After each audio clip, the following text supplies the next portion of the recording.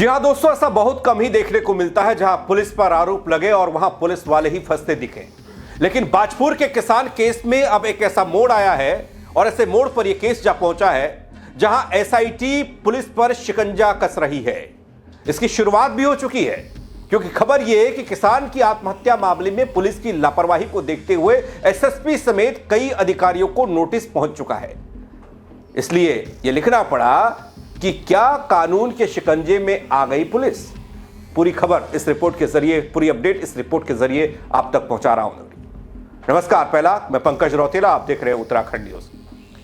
दोस्तों, काशीपुर के किसान सुखवंत सिंह आत्महत्या मामले में एसआईटी ने ऊधम सिंह नगर एसएसपी को पूछताछ और बयान दर्ज कराने के लिए नोटिस जारी कर दिया। एसएसपी के अलावा 3 उपनिरीक्षक और एक अपर उपनिरीक्षक को पूछताछ और बयान दर्ज कराने के लिए नोटिस दिया गया। एसआईटी ने सोशल मीडिया पर प्रसारित उस वीडियो का संज्ञान लिया। उस वीडियो और परिजनों के बयानों के आधार पर पुलिस अधिकारियों को यह नोटिस जारी किया है, हाजिर हो। दोस्तों, इसके अलावा एसआईटी ने सुखवंत सिंह के साथ भूमि धोखाधड़ी के आरोपों के संबंध में रजिस्ट्रार, तहसील कार्यालय के अलावा संबंधित बैंकिंग ट्रांजैक्शन रिकॉर्ड को भी खंगाला है। अलग अलग बैंकों को भी नोटिस जारी किया गया है। इन संस्थानों से मिले रिकॉर्ड के आधार पर लेन देन और दस्तावेजों की जांच करने के बाद यह केस एक अलग मोड़ पर पहुंच जाएगा। इसके अलावा दोस्तों, यह कि एसआईटी के सदस्य पुलिस अधीक्षक चंपावत अजय गणपति बताते हैं, घटनाक्रम से संबंधित अभिलेख को कब्जे में लेकर उनकी जांच पड़ताल हो रही है गहराई से। एसआईटी की विशेषज्ञ टीम टेक्निकल सर्विलांस की मदद से कॉल डिटेल से सीसीटीवी फुटेज खंगाल रही है और डिजिटल साक्ष्य यानी कि जो बयान दिए गए सोशल मीडिया पर जो कहा गया, उनकी सत्यता को देख रही है। तकनीकी इनपुट का विश्लेषण हो रहा है गहराई से इस पूरे मामले पर। बहुत किरकिरी हुई इस मामले ने, बहुत किरकिरी कराई पुलिस प्रशासन की और सरकार की भी, स्थानीय प्रशासन की भी।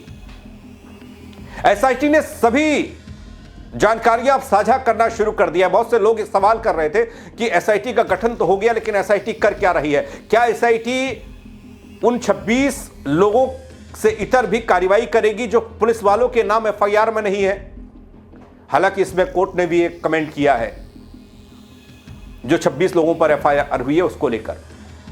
लेकिन दोस्तों, यहां आपको बता दूं कि शनिवार 10 जनवरी की वह तारीख थी जब काशीपुर के किसान सुखवंत सिंह अपनी पत्नी और बच्चों के साथ नैनीताल के काठगोदाम पहुंचे थे, घूमने के पर्पज से पहुंचे थे और उसी रात एक होटल में किसान सुखवंत सिंह ने आत्महत्या की थी।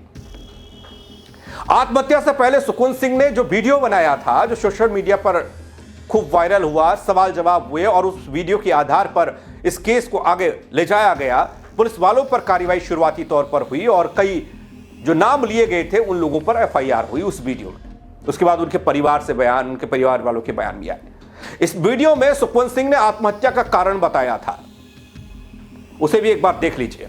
मैं एक किसान हूं और मैं जी हाँ मैं अब आप मेरी ये वीडियो मरने के बाद देख रहे हैं। मेरे साथ मेरी बीवी, मेरे बेटे ने भी हाई कोर्ट उत्तराखंड में हम लोगों के साथ काशीपुर के गिरोह गैंग ने 4 करोड़ का फ्रॉड किया, जिसमें 3 करोड़ नकद और 1 करोड़ रुपए खाते में दिए। उन्होंने जमीन कुछ और दिखाई और हमें जमीन और दी, जिसके सरगना अमरजीत सिंह, दिव्या, सुखवंत सिंह बन्नू, बलवंत सिंह मकसोरा और जहीर गड्ढा कॉलोनी ने मिलकर हमारे साथ 3 करोड़ रुपए नकद और 1 करोड़ रुपया खाते में डलवाकर धोखाधड़ी की।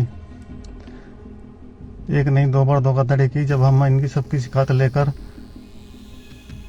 एसओ कुंदन सिंह रौतेला थाना आईटीआई काशीपुर के पास गए तो उन्होंने हमारी एक नहीं सुनी और हमें गाली गलौज करने लगा। उसके बाद हम रोज जाते, हमारी कोई सुनवाई नहीं करी।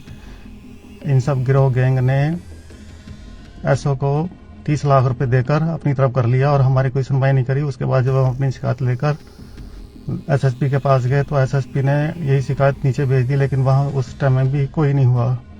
दोस्तों, इसी वीडियो ने उन पुलिस वालों की मुश्किलों को बढ़ा दिया जो इस पूरे मामले में किसान को परेशान कर रहे थे। परेशानी के समाधान के लिए पुलिस होती है, लेकिन यहां किसान ने वीडियो के जरिए बताया था कि प्रताड़ित किया पुलिस ने, कार्रवाई नहीं की पुलिस ने, न्याय नहीं किया पुलिस ने। दोस्तों, मामला जमीन खरीदने को लेकर था करीब 4 करोड़ रुपए की धोखाधड़ी का है, जिसकी शिकायत किसान काशीपुर के ITI थाने में करता है, लेकिन पुलिस उल्टा उसे ही डराना और धमकाना शुरू कर देती है। आरोपियों के साथ पुलिस खड़ी रहती है। आखिर में परेशान होकर सुखवंत सिंह ने आत्महत्या का रास्ता चुना था। उस वीडियो के जरिए भी उन्होंने बताया, उनका परिवार आज ये बता रहा है। सुखवंत सिंह वीडियो के जरिए कई पुलिस अधिकारियों को कटघरे में खड़े कर गए, कर्मचारियों के नाम बकायदा अंगुलियों में गिन गिन कर बता कर गए, गंभीर आरोप लगा कर गए। सुखवंत सिंह का आत्महत्या के बाद ITI थाने के प्रभारी के अलावा एक उपनिरीक्षक को निलंबित किया गया था। ITI थाने के अंतर्गत आने वाले पैगा पुलिस चौकी के प्रभारी समेत वहां के 10 पुलिस कर्मियों को लाइन हाजिर किया गया था। बाद में सभी का ट्रांसफर कुमाऊं रीजन से गढ़वाल में कर दिया गया।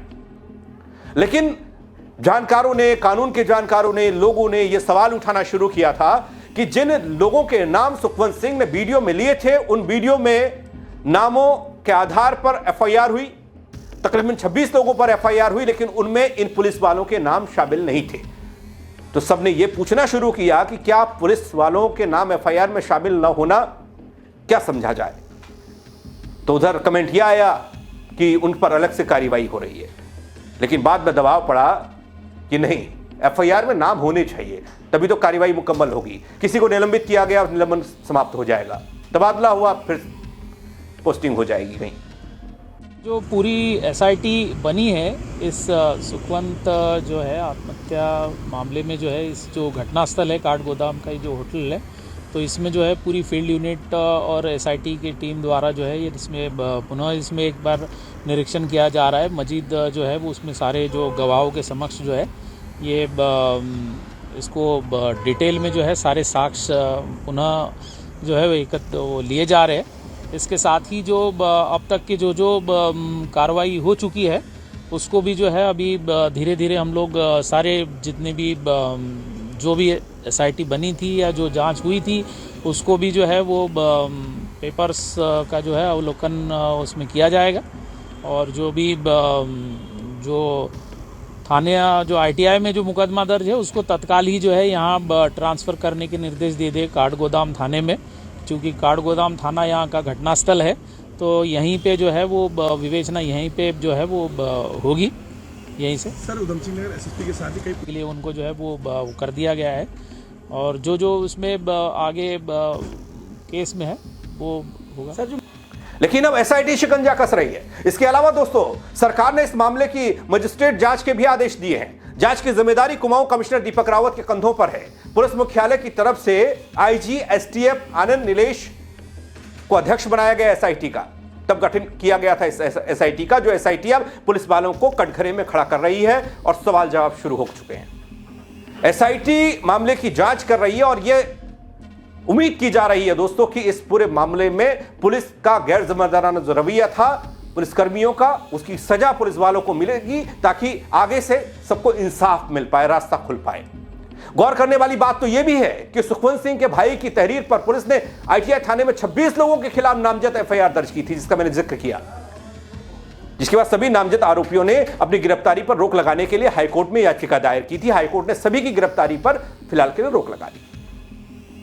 वही SIT ने ITI थाने में दर्ज किए गए मामले को गंभीरता से लिया, नैनीताल जिले के काठगोदाम थाने में ट्रांसफर किया उस केस को जिस पर पहले से ही सवाल थे कि जहां केस हुआ, जहां पर आत्महत्या हुई, केस वहां दर्ज होना चाहिए था। जांच पड़ताल कार्रवाई सब वहीं से होगी। कैसे वहां यानी कि काठगोदाम में केस न दर्ज कर काशीपुर में केस दर्ज हुआ, लेकिन SIT ने वो कदम भी उठाया क्योंकि सवाल इस पर भी हो रहा था। ट्रांसफर हो गया केस।